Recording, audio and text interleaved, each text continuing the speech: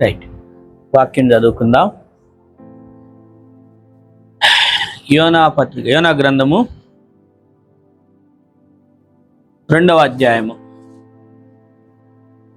యోనా గ్రంథము 2వ అధ్యాయము.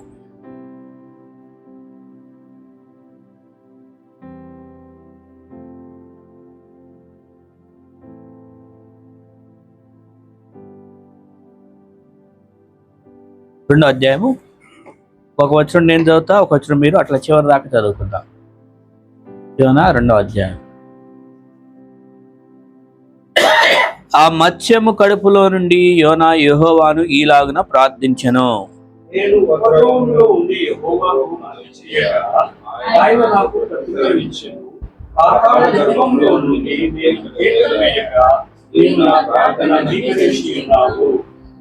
నీవు నన్ను అగాధమైన సముద్ర గర్భంలో పడవేసి ఉన్నావు.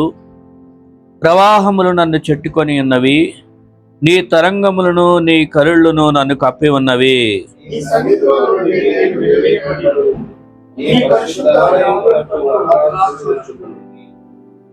ప్రాణాంతము వచ్చినంతగా జలములు నన్ను చుట్టుకొని ఉన్నవి. సముద్రాగాధము నన్ను ఆవరించి ఉన్నది. సముద్రపు నాచు నా తలకు చుట్టుకొని ఉన్నది.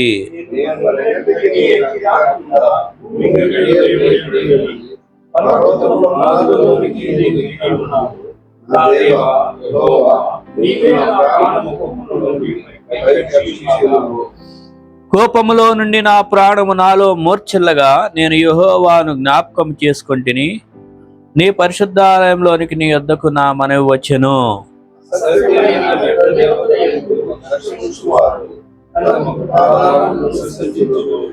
కృతజ్ఞతాస్తుతులు చెల్లించి నేను నీకు బలులను అర్పింతును. నేను మ్రొక్కుకొనిన మ్రొక్కుబళ్లను చెల్లింపక మానను. యెహోవా యొద్దనే రక్షణ దొరుకును అని ప్రార్థించెను. యెహోవా మత్స్యమునకు ఆజ్ఞేయగా అది యోనాను నేల మీద కక్కివేసెను. చదువుకున్నటువంటి భాగము మనందరికీ బాగా పరిచయమైన విషయం కదా. ఈ యోనా గ్రంథము మనకి బాగా అలవాటు. చాలా విషయాలు యోనా పత్రికలో వాక్యాలు వింటుంటాం. చిన్ననాటి కాలము, ఆ యొక్క ఏదైతే సండే స్కూల్ డేస్ ఉంటాయో చిన్న వయసులో, అప్పటి నుండి యొక్క యోనా విషయం బైబిల్లో గురించి చాలా వింటూ ఉంటాం. చాలా గొప్ప విషయం. చాలామంది ప్రసంగికులు కూడా ఈ యోనా గ్రంథంలో నుంచి చెప్తా ఉంటారు. కాబట్టి మనం చాలా విషయాలు నేర్చుకొని ఉంటాం ఈ యోనా పత్రిక గురించి. ఇది చాలా గొప్ప విషయం. అయితే మరొకసారి రాత్రి ప్రార్థన కొరకు మనం ఈ యొక్క 2వ అధ్యాయం గురించి ఆలోచన చేద్దాం. మనం ఈరోజు ఇక్కడ ఈ చక్కగా ఈ లైట్లు వేసుకొని, ఫ్యాన్లు వేసుకొని, మంచిగా ఒక ఇల్లు, ఈ ఇంట్లో చక్కగా ఉన్న ఈ వాతావరణం మధ్య ప్రార్థన చేస్తూ ఉన్నాం. చక్కగా కదా, మంచి వాతావరణం, మంచి ఇల్లు, మంచి కుర్చీలు, మంచి చాప, చక్కని వాతావరణ పరిస్థితుల మధ్య. కానీ యోనా 2వ అధ్యాయంలో యోనా ఎక్కడి నుండి ప్రార్థన చేస్తున్నాడు? మత్స్యపు కడుపులో నుండి ప్రార్థన చేస్తున్నాడు. అంటే ఆలోచన చేయండి. మనం ఒక రూమ్ శుభ్రంగా క్లీన్ చేయకపోతేనే, ఆ రూమ్లో కూర్చోవాలంటేనే అబ్బా ఏదో వాసన వస్తుంది అనుకుంటాం కదా. ఆ రూమ్ ఫ్రెషనర్ వేసేదాకో, లేకపోతే ఆ ఒడోనీళ్ళు పెట్టేదాకో మనమైతే కూర్చోలేము. కొద్దిగా ఇబ్బందిగా ఫీల్ అవుతాం. ఏంటో వాసన వస్తుంది, ఇల్లు వాసన వస్తుంది అని ఒక అనీజీగా ఫీల్ అవుతాం కదా. ఒక చోట ఎక్కడైనా కూర్చోవాలి అంటే అది ఒక బస్సులో కావచ్చు, ఒక ట్రైన్లో కావచ్చు, ఒక ఇంట్లో కావచ్చు, ఒక హాల్లో కావచ్చు, ఎక్కడైనా. ఇప్పుడు ఆలోచన చేయండి, మనము మార్కెట్కి వెళ్ళి చేపల మార్కెట్ దగ్గర కొనే చేపలు బహుశా ఒక అరగంట గడుపుతామేమో. అక్కడ 10 నిమిషాల నుంచి ఒక అరగంట అనుకుందాం చేప కొనటానికి టైం స్పెండ్ చేస్తే మహా అయితే. ఆ అరగంటలోనే ముక్కిట్లా మూసుకుంటూ వాసన భరించలేక కదా, అట్లా ఇట్లా అనుకుంటూ మళ్ళీ కావాలి, తృప్తిగా రుచికరంగా చేసుకోవాలి, తినాలి. కాబట్టి మరి ముక్కు మూసుకోనో ఇట్లా అట్లా అనుకొని ఎట్టగట్టు కొనుక్కొని వెళ్తుంటాం. ఎంతైనా వాసన కొద్దిగా ఇబ్బందిగా ఫీల్ అవుతాం. ఏంటి, మనకు బయట ఉన్న చేప వాసన. అలాంటిది ఆలోచన చేయండి. ఇప్పుడు డైరెక్ట్గా చేప కడుపులోనే ఉన్నాడు యోనా. అసలు ప్రపంచంలో ఏదో వింతలు ఏదైనా జరిగింది అంటే ఇదొకటి అనమాట. చేప కడుపులో ఉండి ప్రార్థన చేయటం. ఎందుకంటే మరి బయట ఉన్నప్పుడు ప్రార్థన చేయటం, టైం స్పెండ్ చేయకపోతే దేవుడికి తెలుసు ఎవరు మెడలు ఎట్టొంచి ఎక్కడ ప్రార్థన చేపియాలో. కొంతమంది టైం లేదు బ్రదర్ ప్రార్థనలో గడపడానికి, టైం ఉండలేదు బ్రదర్ అంటారు. అలాంటి వాళ్ళకి దేవుడు అన్ని సౌకర్యాలు ఇచ్చి ప్రార్థన చేయటం గడపకపోతే ఎక్కడ వాళ్ళని ప్రార్థన గడిపేయాలో తెలుసు. జైల్లో పడేసో, లేకపోతే ఇంకా కొన్ని పరిస్థితుల్లో పడేసో, హాస్పిటల్ బెడ్ మీద పడేసో అక్కడ ప్రార్థన చేసే పరిస్థితులు తీసుకొస్తాడు దేవుడు. అందుకే అక్కడ దాకా వెళ్లకుండా మంచిగా ఉన్నప్పుడే రోజు ప్రార్థనలో గడుపుతూ ఉండాలి. కొంతమంది ప్రార్థన చేయడం అంటే చాలా ఈజీగా ఏముంది ఎప్పుడు చేసే ప్రార్థనే కదా అనుకుంటారు. కొంతమంది ఏమో టేప్ రికార్డ్ ఆన్ చేస్తే అందులో ఏదైతే ఉందో అదే వస్తూ ఉంటుంది చూడండి. అలా కొందరు ప్రార్థనలు టేప్ రికార్డ్ లాగా ఉంటూ ఉంటాయి. అలా కాదు, మనకు ప్రార్థన అంటే ఏంటంటే దేవునితో మాట్లాడుకో. ఇప్పుడు మీరు ఒక మనిషితో కూర్చున్నారు. ఈరోజు నేను ఎన్నోసార్లు జాషపద గారిని కలుస్తా, ఎన్నోసార్లు ప్రకాష్ గారిని కలుస్తా, ఎన్నోసార్లు జాని గారిని కలిసినప్పుడల్లా ఆ ప్రైలాడ్ బ్రదర్ అని చెప్పి ఇంక ఒకటే సందర్భాలు మాట్లాడుతూ ఉంటానా? ఆ రోజు సందర్భం ఏంటి, ఆ రోజు పరిస్థితి ఏంటి మాట్లాడుకుంటూ ఉంటాం. రోజు టేప్ రికార్డ్ లాగా ఒకటే మాట్లాడుకో. అలాగే మన ప్రార్థన కూడా దేవుని దగ్గరకు వచ్చినప్పుడు దేవునితో మాట్లాడుకోవడం, మన మనసులో ఉన్న విషయాలు, మన జీవితానికి కావాల్సిన అవసరాల గురించి చెప్పుకునే బాధలు అది దేవునితో చెప్పుకునేవి. కాబట్టే అదేదో టేప్ రికార్డ్ ఆన్ చేస్తే టేప్ రికార్డులో ఒకటే పాడబడినట్టుగా ఉన్నట్లు కాదు. మన హృదయంలో ఏముందో రోజు ఆయనకు మనసు విప్పి మాట్లాడుకోవాలి. కాబట్టి ఇక్కడ యోనా చేప కడుపులో ఉండి ప్రార్థన చేయాల్సిన పరిస్థితి వచ్చింది ఫస్ట్ ఆఫ్ ఆల్. ఎందుకంటే మరి మిగిలిన రోజుల్లో ప్రార్థన చేయటం పెద్ద ఎక్కువేం లేదు ఆయన జీవితంలో, కాబట్టి చేప కడుపులోకి వెళ్ళి ప్రార్థన చేయాల్సిన పరిస్థితి వచ్చింది. అందుకే మనం మంచి పరిస్థితులు ఉన్నప్పుడే ప్రార్థనలో గడపడం ఎక్కువ అవసరం. అలా కాకుండా దేవునితో ప్రార్థన గడపలేదు అనుకోండి, ఏ హాస్పిటల్ బెడ్ మీద ఉండో లేకపోతే ఇంకెక్కడో పడేసో అక్కడ ప్రార్థనలో గడిపేటట్టు చేయాల్సి వస్తుంది. దేవుడు ఎందుకు అంత బాధ తెచ్చుకోవడం అవసరం మనకి? వద్దు. అట్లని చెప్పి దేవుడు అలా మనల్ని ఏదో కఠినంగా శిక్షించాలనేది కాదు ఆయన ఉద్దేశం. కాబట్టి యోనాకి ఇలాంటి పరిస్థితులు వచ్చినాయి కాబట్టి మనకు కూడా పరిస్థితులు అలాంటివి వచ్చే ఉంటాయి. కాబట్టి అలా అంతదాకా తెచ్చుకోవద్దు అనేది నా యొక్క సందేశం. కాబట్టి అన్ని అవకాశాలు ఉన్నప్పుడు, అన్ని పరిస్థితులు కుదిరినప్పుడు దేవుని కోసం దేవుని సన్నిధిలో ప్రార్థన చేయడానికి సమయం తీసుకోవడం అనేది మన బాధ్యత. ఎందుకంటే క్రైస్తవుని జీవితానికి వాక్యం వినటం, వాక్యం చదవటం, దేవుని సన్నిధిలో గడపటం, ప్రార్థన చేయటం, పాటలు పాడటం ఇవి చాలా బేసిక్ ఇంపార్టెంట్ జీవిత విషయాలు, బాధ్యతలు. ఇవి మనం వద్దనుకున్నా కాదనుకున్నా ఇవి చేయాల్సిన పనులు. అప్పుడు ఏంటంటే అందులో నుంచి మనం ఆత్మీయంగా ఎదుగుతూ ఉంటాము. మన జీవిత రిలేషన్షిప్ దేవునితో సహవాసం బలపడుతుంటది.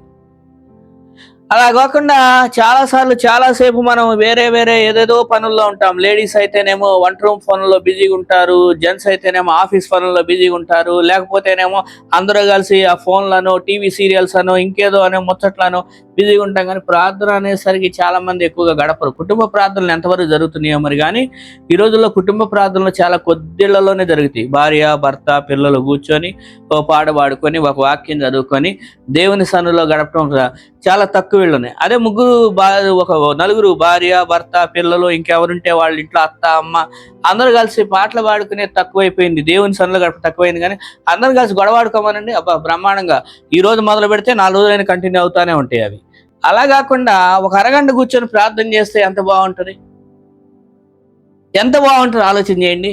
ఇంట్లో వాళ్ళందరం కూర్చొని పదా మనం కలిసి పాడుకుందాం, ఒక వాక్యం చెప్పుకుందాం, బైబిల్ చదువుకుందాం, ప్రార్థనలో గడుపుదాం. ఇగో మీరు ఒక 15 నిమిషాలు గడపండి ప్రార్థన, నేను చేస్తాను, నువ్వు చేయండి, నువ్వు చేయి, మనందరం కలిసి చేసుకుందాం అనే ప్రార్థనా జీవితాలు ఉన్నాయో లేవో? అవి లేవనుకోండి, దేవుడు ఒక రోజు ఇట్లాంటి పరిస్థితులు తీసుకొస్తాయి. అందుకనే అవకాశాలు ఉన్నప్పుడే, పరిస్థితులు ఉన్నప్పుడే, మరి హాలిడేస్లో మరి ఎంతవరకు చక్కగా ఎంతమంది ప్రేయర్స్లో గడుపుతూ వచ్చారో. కానీ కాబట్టి మనం ఎవరికి వాళ్ళ పర్సనల్గా రెస్పాన్సిబిలిటీస్ తీసుకోవాలి, దేవుని సన్నిధిలో గడుపుతూ ఉండాలి ప్రార్థనలో. కాలం అనేటువంటిది ఎప్పుడు అందరికి ఒకటేనండి. 24 గంటలు ఉండేది అందరికీ. 24 గంటల మించి ఎవరికి ఏం ఉండదు, ఎక్స్ట్రా ఉండదు.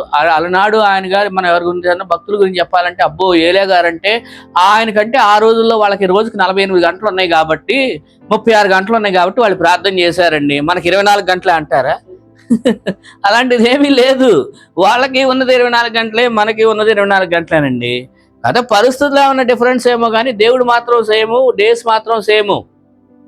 కాబట్టి సమయం కేటాయించుకొని దేవుని సన్నిధిలో ప్రార్థనలో గడపడం చాలా గొప్ప విషయం. దేవుని దయ వల్ల మరి చక్కగా ఇక్కడ ప్రతి శుక్రవారం ప్రార్థన జరగాలని నిర్ణయించుకున్న దగ్గర నుంచి చాలా అద్భుతంగా ప్రార్థనలో సమయం గడపడం జరుగుతుంది.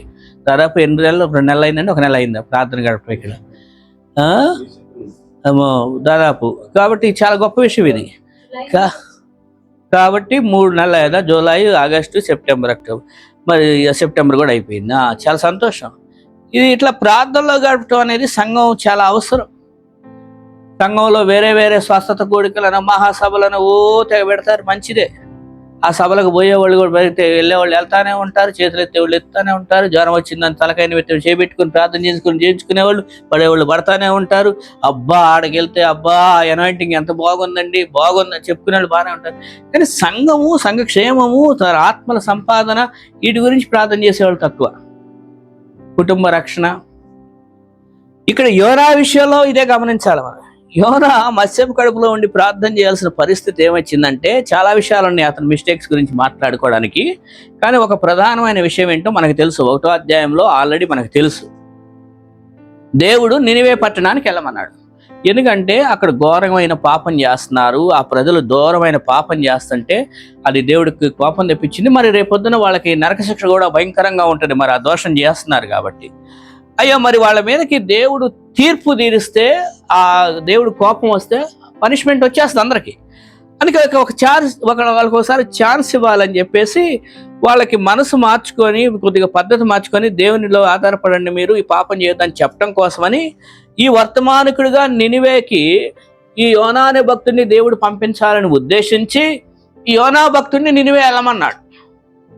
అయ్యా యోనా వెళ్ళు, ఇది 1వ అధ్యాయంలో ఉంది కదా, వెళ్ళు నినివే వెళ్ళి అక్కడ ప్రజలకు చెప్పు, వాళ్ళంతా పాపంలో దోషం ఎక్కువైపోయింది, మరి నాకు కోపం వస్తుంది కాబట్టి వాళ్ళని ఒకసారి హెచ్చరించు, వాక్యం చెప్పు, వాళ్ళని మరి ప్రార్థన చేయదు, దేవుని మారు మనసు పొందాలని చెప్పు అంటే మనోడు ఓకే ప్రభా అన్నాడు. నో అని చెప్పలా, ఓకే అన్నాడు అంటానికి మాత్రం.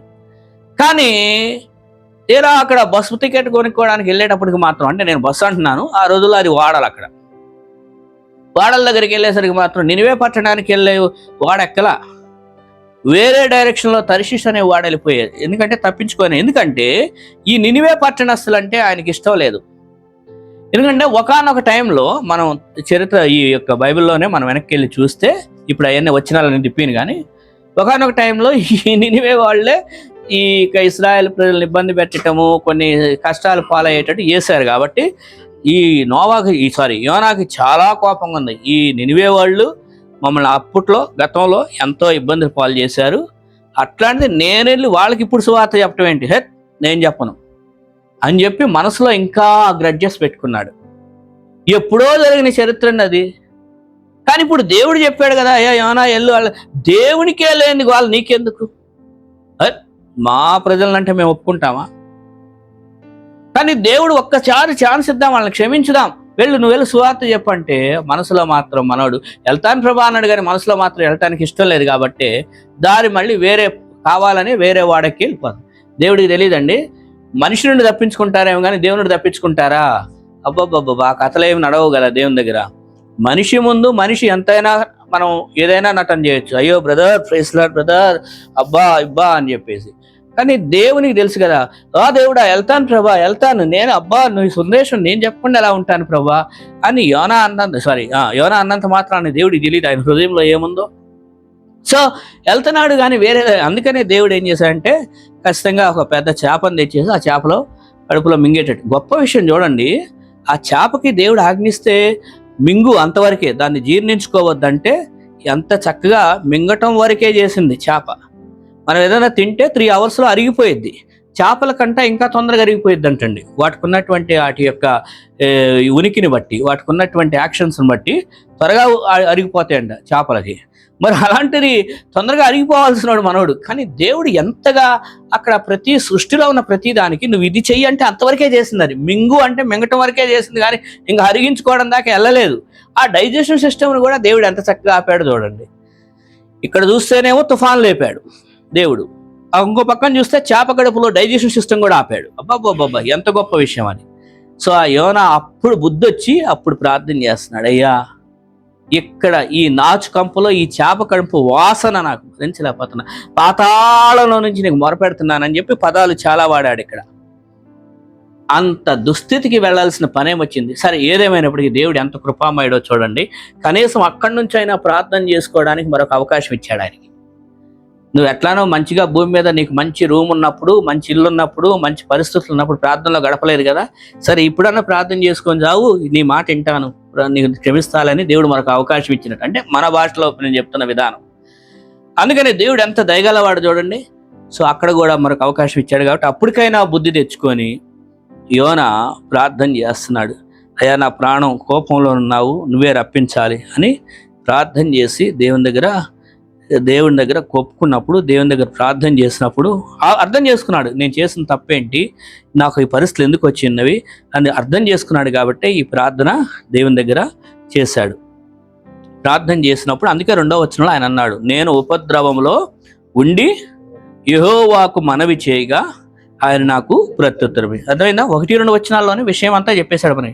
నేను ఇట్లా మచ్చపు కడుపులో ఉన్నా ప్రార్థన చేస్తే దేవుడు నాకు జవాబు ఇచ్చాడు అని చెప్పి ఆ పరిస్థితులు లోపల ఎలా ఉన్నాయో ఆ తర్వాత వచనాల్లో వర్ణించాడు. అక్కడ పరిస్థితులు ఎలా ఉన్నాయి, అక్కడ ఉన్న విషయం ఏంటి, ఆ భయంకరమైన పరిస్థితి గురించి ఆ 2వ వచనం, 3వ వచనం, 4వ వచనం, ఆ తర్వాత వచనాలన్నీ కూడా అర్థం చేపించి చేశాడు.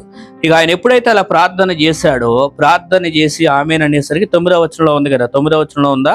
9వ వచనం, కృతజ్ఞతాస్తుతులు చెల్లించి నీకు బలులు అర్పించను, నేను మొక్కిన మొక్కుబడులను చెల్లింపక మానను, యెహోవా యొద్దనే రక్షణ దొరుకునని ఆయన ప్రార్థించాడు. ఓకే, ఇక దేవుని దగ్గర రక్షణ అనే విషయం చేసిన తర్వాత, ఆయన ప్రార్థన చేసిన తర్వాత, ఆయన నిజమైన పశ్చాత్తాపంతో దేవుని దగ్గర అన్ని ఒప్పుకొని ప్రార్థన చేసిన తర్వాత అప్పుడు 10వ వచనం, అంతలో మళ్ళీ దేవుడు ఆ చేపకి దేవుడు ఆజ్ఞాపించాడు, వెళ్ళు ఇప్పుడు బయటికి వెళ్ళి నేను చెప్పిన పని చేయి అని దేవుడు ఆజ్ఞాపించాడు. కక్కి వేసాను. చూసారా? ఇప్పుడు ఆలోచన చేయండి ఒకసారి, చేప కడుపులో నుంచి, అంత పెద్ద చేప కడుపులో నుంచి యోనా కక్కి వేయబడి బయటపడ్డాడు. ఆ ఒళ్ళంతా ఎలా ఉంటుందో ఆలోచన చేయండి ఒకసారి. ఒకసారి నేను ఒక ఆర్టికల్ చదివాను, కొండశిలువ అప్పుడే ఒక మేకను మింగేసిందంట. వెంటనే అక్కడ ఉన్నటువంటి కొందరు ఆ మేకల కాపర్లు వాళ్ళు ఉంటారు కదా, వీళ్ళు తేరుకొని విషయం వెంటనే గ్రహించేసేసి ఆ కొండ చిలువని చాలా బంధించేసి దాన్ని కోసి ఆ యొక్క మేకని అలా జాగ్రత్తగా తీశారంట. అంతే, అప్పటికప్పుడు త్వరగా తీసిన పని అది. అప్పటికే ఆ మేక అంతా కూడా అది ఇంకా దాన్ని ఆ మేకని, ఆ కొండ చిలువ ఇంకా అదేం చేస్తుంటే తిన్న తర్వాత అది ఇలా చుట్టూ వేస్తే ముక్కలు అయిపోయింది. కానీ ఇంకా అక్కడ దాకా వెళ్ళలేదు, కానీ జస్ట్ అలా స్వాలో చేసింది, మింగటానికే కొద్దిగా టైం పట్టింది దానికి. అలా మింగిన తర్వాత అప్పటికే తన శరీరం అంతా కూడా, పైన అంతా కూడా అప్పటికే విషమైపోయిందంట, ఒళ్ళంతా కూడా. మనిషికి అంతలోనే, అంటే ఆ శరీరం అప్పటికే అంత విషమైందంటే, ఈయన మరి 3 రోజులు ఆ చేప కడుపులో ఉన్నాడంటే, ఇప్పుడు బయటికి కక్కివేయబడ్డాడంటే ఎంత షాంపూలు కావాలి, ఎంత బ్రష్లు వాడాలి, ఏం చేయాలో ఆలోచన చేయండి ఆయన ఒళ్ళు క్లీన్ చేయడానికి. ఆ ప్రాసెస్ ఎంత ఉంటుందో, ఆ వాసన చూసిన వాళ్ళు కూడా ఏంటి అసలు ఈయన ఇప్పుడు ఇట్లా ఉన్నాడు ఏంటి అని ఆ చూడడానికి కూడా కొంతమంది కళ్ళు తిప్పుకొని పక్కకి వెళ్తారేమో. ఏమండి, మనం ప్రార్థనలో గడపకుండా మంచి సౌకర్యాలు ఉన్నప్పుడు ఉంటే, ఇదిగో చివరికి అలాంటి జనాలు కూడా మనం చూడలేని పరిస్థితుల్లో ఉండాల్సిన రోజులు వస్తాయి. వద్దు, అన్నీ బాగున్నప్పుడే, కాళ్ళు చేతులు ఆరోగ్యంగా ఉన్నప్పుడే, నోరు మాట్లాడుతూ మంచిగా ఆరోగ్యంగా ఉన్నప్పుడే దేవుని దగ్గర చక్కగా ప్రార్థన చేయటం, సమయాన్ని గడుపుతూ నేర్చుకుందాం. అలా చేయకుండా అన్ని ఆరోగ్యంగా ఉన్నప్పుడు, అంతా బాగున్నప్పుడు మనకి ఇష్టమైన అన్ని ఏదేదో చేసేసి చివరికి ఇక అప్పుడు అఫ్కోర్స్ దేవుడు కర్ణిస్తాడు, కానీ అప్పుడు పరిస్థితులు ఎంత అవమానకరంగా ఉంటే ఆలోచన. అందుకే ఇలాంటి అవకాశాలను ఉపయోగించుకుందాం. దేవుడు మనకిచ్చిన చక్కని అవకాశాలు, దేవుడు మంచి దినాలను ఇచ్చాడు, మంచి వసతులను ఇచ్చాడు. మనం ఇంట్లోకి వచ్చి ప్రార్థన చేసుకుంటే, నువ్వు ప్రార్థన చేయడానికి వీలు లేదని ఎవరు అనరు కదా. మనం అంతకీ అవసరమైతే ఒకవేళ ఎరిటి వాళ్ళని డిస్టర్బ్ చేసి వాళ్ళ చెవిలో బోర్లు పెట్టి ఊరితే అది వేరే విషయం, కానీ మన ఇంట్లో కూర్చొని భార్య భర్త పిల్లలు కూర్చొని ప్రార్థన చేసుకుంటే బయటోడు ఎవడైతే ఏమనడు. కాబట్టి ప్రార్థన చేసుకోవడం మన బాధ్యత. కుటుంబంగా కూర్చొని లేదా ఒంటరిగా. క్వైట్ టైం అనేది ఈ రోజుల్లో చాలా మందికి పోయిందండి. ఎస్పెషల్లీ ఇక ఈ ఫోన్ అలవాట్లు అయిన దగ్గర నుంచి ఫోన్తో గడిపినంత, అందరం సోషల్ మీడియాలో గడిపినంత, ప్రార్థనలో గట్టిగా ఏదైనా క్యారెక్టర్ గురించి గట్టిగా అడగండి, ఎక్కడుంది బ్రదరు, ఉందా బైబిల్లో ఆ క్యారెక్టర్, అట్లా అయిపోయింది. అదే బయట విషయాలు ఏదైనా అడగండి, అసలు ఎక్కడో ఏదో ఆఫ్రికా దేశంలోనంట, ఎక్కడో ఏదో ఒక మూలనంట, అవన్నీ గుర్తొస్తాయి. ఎందుకంటే సోషల్ మీడియాలో రోజు ట్రోల్ అవుతూ ఉంటే ఏదో చేస్తున్నాం. ఈ సోషల్ మీడియాలో బయట విషయాలతో అప్డేట్ అయిపోతున్నాం, కానీ మనకి దేవుడు ఎప్పుడో రాసిచ్చిన గ్రంథంలో ఉన్న క్యారెక్టర్స్ ఇప్పటికీ మనం కొన్ని మాటలు చెప్తే పలానా పేరు అని చెప్తే ఆ పేరా ఎవరు బ్రదర్ బైబిల్లో అంటామేమో. ఎందుకంటే మనకి అంత హ్యాబిట్లు మిస్ అయిపోతున్నాం. దీన్ని చదవట్లేదు, దీన్ని ధ్యానించట్లేదు. దేవుడు పలానా వాళ్ళ విషయంలో ఇట్లా జరిగింది అని అంటే ఎవరా వ్యక్తి అంట. ఫర్ ఎగ్జాంపుల్ నేను ఇప్పుడు రిజ్వా అంటాను. ఇప్పుడు అదే ఫర్ ఎగ్జాంపుల్ నేను రూతు అన్నాను అనుకో, రూతు గురించి వెంటనే మైండ్లోకి వచ్చేస్తుంది. రూతు బైబిల్లో పలానా క్యారెక్టర్ కదా, నయోమి వాళ్ళ కోడలు కదా, నిజంగా ఆమె దేవుని నమ్ముకొని బెత్లెహేం వచ్చింది, తర్వాత బోయాజు వివాహం చేసుకున్నాడు కదా అని వెంటనే గుర్తేస్తుంది. అదే రిజ్వా అన్నాను అనుకో, రిజ్వా అంటే ఏంది బ్రదర్ టానిక్ పేరా అది అంటావు. అదమ్మా కాదమ్మా, బైబిల్లో ఉన్న క్యారెక్టరు ఆమె కూడా ఒక తల్లే, చదవండి బైబిల్లోనే ఉంది అంటే ఉందా అసలు అయ్యింది ఆ క్యారెక్టర్ రిజ్వా అనే పేరు ఉంది, చదివితే అర్థమైంది. అప్పుడు చదివి ఎక్కడుంది, ఓకే కుమారుల కొరకు ఆమె కుమారుల సమాధుల గురించి రాజరికంగా అవ్వాలని చెప్పేసి ఆమె రాత్రింబగలు కష్టపడింది కదా. అంటే ఈ రోజుల్లో ఏమైపోయిందంటే దీంట్లో ఫెమిలియర్ అంటే దీని విషయాలు ఎక్కువ నేర్చుకోవట్లే మనం. అంటే దాని అర్థం ఆదికాండం నుంచి ప్రకటన దాకా అన్ని కంటత పట్టేసేయాలి, ఎవరు ఎప్పుడు ఏ ప్రశ్న అడిగినా వెంటనే టక్కీమని సమాధానం చెప్పాలి అనేది కాదు. ఇందులో దేవుడి సిద్ధాంతము, దేవుని మనస్తత్వం ఏంటి, అది మనం ఎంతవరకు దీన్ని అప్లై చేసుకుంటున్నాం. దేవుని హృదయం ఇందులో రాసుంది, ఆయన ప్రేమలేఖ ఇది. ఆ ప్రేమలేఖను మనం ఎంతవరకు చదివి దీన్ని ఎంతవరకు అర్థం చేసుకుంటున్నాం, ఇది మన బాధ్యత. ఇప్పుడు యోనాతో వచ్చిన సమస్య ఏంటంటే ఆ దేవుని హృదయాన్ని, ప్రేమ హృదయాన్ని అర్థం చేసుకోవాలా. మీరు తర్వాత ఇక మనకు తెలిసిన యోనా గ్రంథమే మళ్ళీ తర్వాత చదవండి. 3వ అధ్యాయం 4వ అధ్యాయం. 3వ అధ్యాయం 4వ అధ్యాయంలో అతను నిజంగా దేవుని మనసును అర్థం చేసుకోవాలి. 3వ అధ్యాయంలో అయితే వెళ్ళాడు, సరే సువార్త చెప్పాడు, దేవుడు చెప్పమంటే చెప్పిన తర్వాత వాళ్ళ ప్రజలంతా ఏం చేశారు, చక్కగా అందరూ మారమమ్మో దేవుడు ఉన్నాడంట, ఆయన శిక్ష వస్తుందంట, వద్దు అని అక్కడున్న రాజు అందరికీ దండరా చేస్తే చివరికి పశువులు కూడా ఉపవాసం ఉన్నాయంట. అంత చక్కగా వాళ్ళు మారు మనసు పొందితే దేవుడు వెంటనే హ్యాపీగా ఫీల్ అయ్యి వాళ్ళ మీద పనిష్మెంట్ తీసుకురాల. కానీ ఇప్పుడు సమస్య అంతా ఎక్కడెవరితో వచ్చింది తెలుసా, యోనాతో. నాకు ముందే చెప్పు, నేను ముందే తెలుసు కదా ఈ దేవుడు వాళ్ళని శిక్షించుకొని వదిలేస్తాడు, అందుకే అప్పుడు నేను ఎందుకు వెళ్ళాలి నేను అంటే దేవుని మనసుని సరిగా అర్థం చేసుకోవాలి. ఇప్పుడు దేవుడు వాళ్ళని శిక్షించాలనే కోరుకుంటున్నాడు కానీ వాళ్ళని క్షమించే యోనా ఇష్టపడలేదు. చూడండి, చూసారా, దేవుడా నువ్వు వాళ్ళని ఏదో అగ్ని తీసుకొచ్చి నాశనం చేస్తావని చూస్తే ఏంటి ప్రభావ వాళ్ళని రక్షించావు నువ్వు.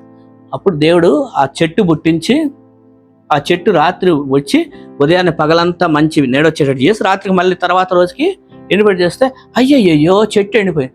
అప్పుడు దేవుడు అడిగాడు, ఏం యోనా నువ్వు మొక్క నాట్లా, నువ్వు నీళ్లు వేయలా, పెరిగింది, ఒకరోజు నీకు నీడొచ్చినందుకే ఎంతో సంతోషపడి హ్యాపీ ఫీల్, ఒకరోజు ఎండిపోతే మళ్ళీ అయ్యయ్యో అని ఒక చిన్న మొక్క కోసమే నువ్వు అంత బాధపడుతున్నావే, ఏది కుడి చేయో ఏది ఎడం చేయో తెలియని అమాయకులు వీళ్ళు నినివే పట్టణస్తులు, మరి వాళ్ళ కోసం నేను ఆలోచన చేయొద్దా, వాళ్ళ పట్ల నాకు ప్రేమ ఉండదా, నాకు హృదయం ఉండదా, వాళ్ళు నా బిడ్డలు కాదా. ప్రశ్నతో ముగించాడు యోనా గ్రంథాన్ని. యోనాకి ఎందుకంటే దేవుని హృదయం ఏంటో అర్థం కాదా, దేవుడు ఎంత ప్రేమ గలవాడు, ఎంత దయగలవాడు, ఎంత కరుణవాడు, ఎంత కృపగలవాడు, మనుషుల గురించి ఆయన ఏం కోరుకుంటున్నాడు, మనుషుల మార్గాలు మార్చుకోవాలని దేవుడు ఎదురు చూస్తున్నాడని ఈ మనసు పోయి ఆ దేవుడు ఎప్పుడైనా శిక్షిస్తాడా చూద్దాం అన్నట్లుగా ఉన్నాడు యోనా. అలా మనం వద్దు, దేవుని హృదయాన్ని మనం ఆశతో ఇతరులకు ప్రజెంట్ చేసే వాళ్ళంగా ఉందాం.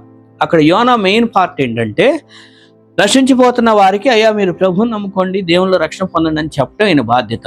మన బాధ్యత కూడా ఏంటంటే ఈ వనస్థలపురం ప్రాంతంలో వచ్చాము, దేవుడు ఇక్కడ తీసుకొచ్చాడు, మీరు ఇటు నడవండి, ఇటు నడవండి, అటు నడవండి, అటు నడవండి, ఎంత ఎంత పెద్ద పెద్ద పెద్ద టెంపుల్స్ ఉన్నాయి, ఎంత ఎంత ఎంత ఏమేమో జరుగుతూ ఉంటాయి కదా, ఇది ఇప్పుడు మన బాధ్యత కాదా. వాళ్ళందరి కోసం ప్రార్థన చేయటం, అయ్యో పాపం ప్రజలు తెలియక వీళ్ళంతా ఇలా చేస్తున్నారు, ఈ అన్నీ కూడా మరి వాళ్ళకి నిజంగా పాపక్షమాపణ ఇస్తున్నాయా, ఇవన్నీ వాళ్ళకి మనశ్శాంతిని ఇస్తున్నాయా, వాళ్ళు ఇన్ని చేస్తున్నారు కానీ పాపం వాళ్ళకి చివరికి మళ్ళీ మనశ్శాంతి ఉండలేదు, పాపక్షమాపణ ఉండలేదు కదా, వాళ్ళకి నిజమేంటో తెలియట్లేదు కదా. అయ్యా వాళ్ళకి నిజం తెలిపి నన్ను ఇక్కడ తీసుకొచ్చావు, అందుకోసమే నన్ను మా సంఘాన్ని మమ్మల్ని ఇక్కడ పెట్టావు, అందుకే ఈ కాలనీ కొరకు, లేకపోతే మన ఇల్లు మీ ఇల్లు ఎక్కడ ఉంటుంది అక్కడ, అయ్యా నువ్వు పలానా మా కాలనీలో నన్ను ఇక్కడ ఉంచావు వీళ్ళకి రక్షణ కోసం ప్రార్థించడానికే కదా అని, అందుకోసం మనం ప్రార్థన చేసే వారంగా ఉందాం. మామూలుగా ఇలా ఉన్న టైంలో మనం ప్రార్థన చేయలేదు అనుకోండి, ఇంట్లో అన్ని పరిస్థితులు బాగున్నప్పుడు రేపొద్దున ఏదో ఒక రోజు వస్తుంది, ఇగో చేప కడుపులో నుండి మొరపెట్టినట్టుగా ఏ హాస్పిటల్ బెడ్ నుంచో మనం మొరపెట్టే రోజు రానియద్దు. అన్నీ బాగున్నప్పుడే చక్కగా ప్రార్థన చేద్దాం. వేరే వేరే ప్రోగ్రామ్స్ అనగానే అంత చక్కగా ప్రిపేర్ అవుతాం, అంత చక్కగా అబ్బా మంచి హడావుడిగా ఉంటాం. మరి ప్రార్థనలో 4 మాటలు ప్రార్థన చేయడానికి దేవుడు అర్థం చేసుకుంటాడులే నన్ను, నో హృదయాన్ని దేవుని దగ్గర కుమ్మరించి ప్రార్థన చేద్దాం. అన్ని పరిస్థితులు బాగున్నప్పుడే, మోకాళ్ళు ఉన్నాయి లేదా మోకరించలేకపోయినా నోరు ఉంది ప్రార్థన చేయడానికి, దేవుడిచ్చిన సమయం ఉంది, ఫ్యాన్ల కింద కూర్చుంటున్నాము, మంచి లైట్లు ఉన్నాయి, వర్షం వచ్చినా మనం ఏం తడిసిపోము, ఇంత చక్కని ఫెసిలిటీస్ ఉన్నాయి. ఈ సమయంలో ఇలా కూర్చొని మెయిన్ ఏంటంటే మన హార్ట్ దేవునికి కనెక్ట్ అవ్వాలి. విశ్వాసంతో దేవునికి ప్రార్థన చేద్దాం. నశించిపోతున్న ఆత్మలు ఉన్నారు ఎంతోమంది. దేవుడు ఇంకా ఈ భూమి మీద మనల్ని ఎందుకు పెట్టాడంటే మనం ఏదో బాగా మంచిగా దినాలు గడుపుకోవాలి, రోజులు గడవాలి, సంపాదించుకోవాలి, 2 తరాల దాకా దాచిపెట్టుకొని కూర్చోవాలి, మంచిగా మన సామ్రాజ్యాన్ని నిర్మించుకోవాలి. No no no no. దేవుని రాజ్యం కట్టడం కోసం ఇంకా దేవుడు భూమి మీద మనల్ని బ్రతికిస్తున్నాడు.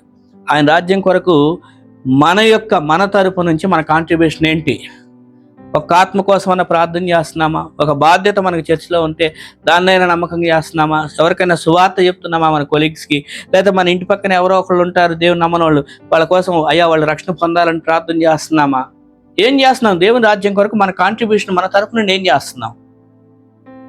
కాంట్రిబ్యూషన్ అంటే ఏదో ఆదివారం వస్తున్నాం అందులో చేస్తున్నాం, ఆ కాంట్రిబ్యూషన్ గురించి నేను మాట్లాడట్లా, అవి కాదు.